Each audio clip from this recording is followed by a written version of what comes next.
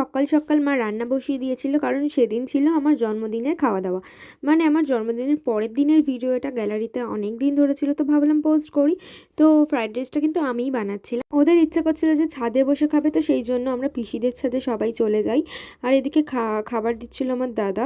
তো তারপরে আমরা এখন খেতে বসে যাই। আর এখানে আইটেমে ছিল ফ্রাইড রাইস, চিকেন কষা, আর ছিল এদিকে চিংড়ির একটা আইটেম।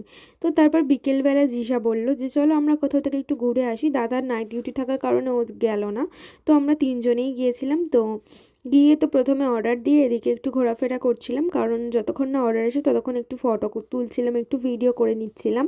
তো তারপর ফাইনালি কিছু কিছু অর্ডার আস্তে আস্তে আসা শুরু করলো। তো আমরা বসে পড়লাম যে খাওয়া শুরু করা যাক, যেহেতু আমরা অনেকটা টাইম আগে গিয়েছিলাম, তো আমাদের অনেকটা তাড়াতাড়ি খাওয়াও হয়ে যায়। তো সেই জন্য আমরা একটু বেরিয়ে চলে যাই চা খেতে। তো একটুখানি ঘোরাও হবে আর চাও খাওয়া হবে। তো কথা যেমন তেমন কাজ, তো আমরা সবাই বেরিয়ে পড়লাম। আর এদিকে গিয়েছিলাম হারা নবদ্বীপ, তো সেখানে গিয়ে আমরা তিনজনে একটু চা খেয়ে নিই। তো চা খাওয়া হয়ে যেতে মোটামুটি সন্ধ্যের মধ্যে চলে আসি বাড়ি। আর বাড়ি এসে আমি আগে বাড়ির খাবারটা বানিয়ে ফেলি। তো চলো ভিডিওটা এতটাই, নেক্সট ভিডিওর জন্য সাবস্ক্রাইব করে দিও, বাই।